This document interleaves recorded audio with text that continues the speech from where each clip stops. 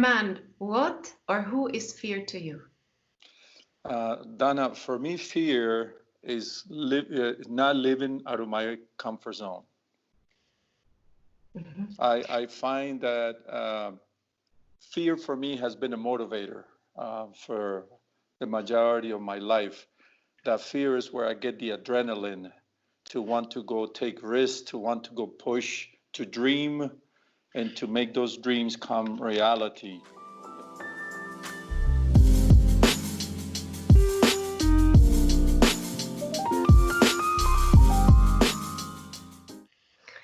I bet there was a lot of glasses half full in your life, especially learning about all the changes you went through. Like a young boy, you left the country for an unknown country. You have retired out of U.S. military in your 30s. You have internationally relocated in the corporate world, and probably the list could go on. So what fears did those changes trigger, and how did you deal with them? Yeah. I think for my early years of my life, by the time I was 12, I had already moved to 5 different places. My mother had died. And as I reflect on that, I sort of became change resilient. And that almost gave me a lot of freedom to take risks and sort of kind of block out fear from trying and fear from failure. So that gave me a kind of a spirit to go about life, to move from one country to another country, to move, to learn new languages, to learn new cultures, joining the military, leaving the military, trying new things in life to kind of, live out of that glass half full type of mindset that I kind of created for myself.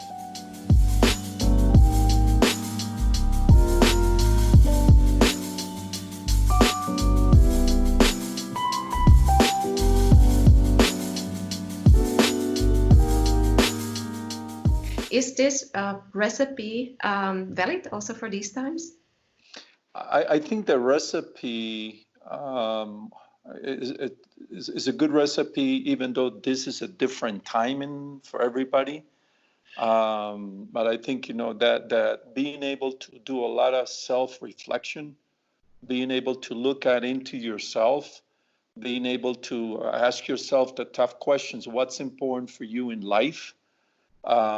Being able to kind of say, how do you find opportunities from a situation like the one on COVID-19 where we currently live? So I think that type of self-renewal, self-questioning, I think it still applies even in these times of uncertainty and change. What opportunities have you found for yourself in these days? The opportunities that I have found, one is, I've been home locked down now for 5 weeks, 6 weeks, and I still have 2-3 more weeks to go.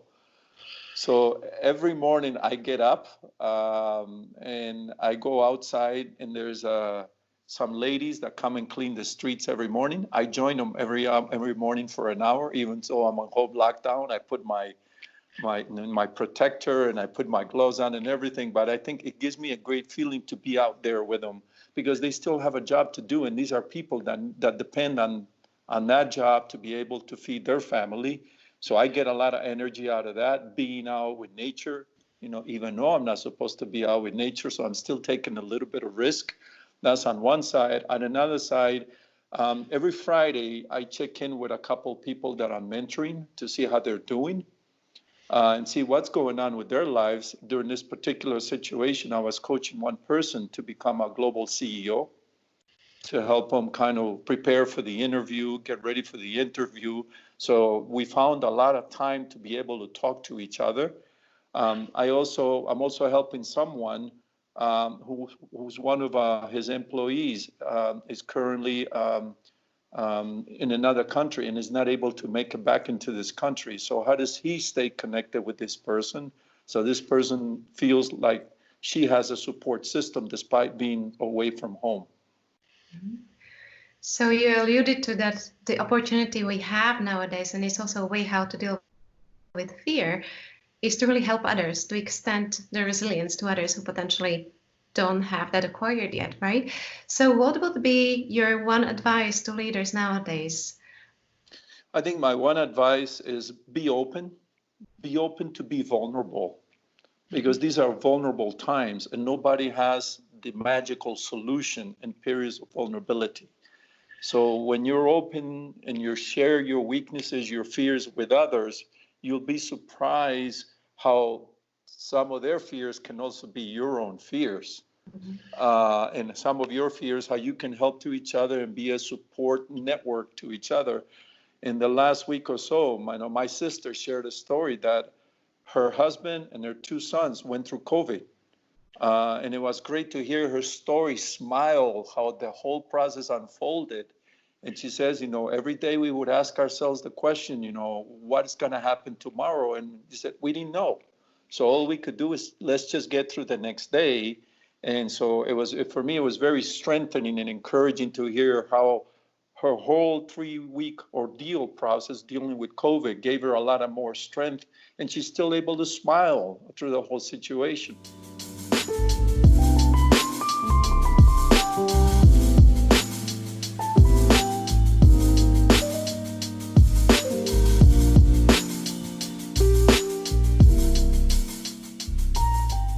German, we exchange on your career as a managing director, as a CIO in Deutsche Post DHL before, and I asked you a very personal question, and that was, what is your biggest fear?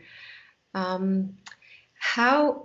do you see it today? How do you see that fear that you had out of the perspective of being sort of now looking at it from outside of the corporate world? Yeah, when we were working together, we had a 4,000 person organization, and my biggest fear was, am I able to turn this organization from being, quote unquote, bankrupt in the sense of poor service, high costs, to a high performing organization? And every day I would get up and ask myself and look at myself in the mirror and I say, am I giving it my best? And it was always very comforting to say that I was being honest with myself, looking in the mirror, that I was giving it my best.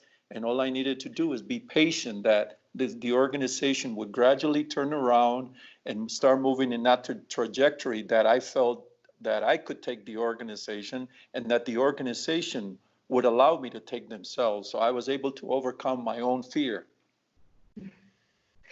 What fear do you have now, if any?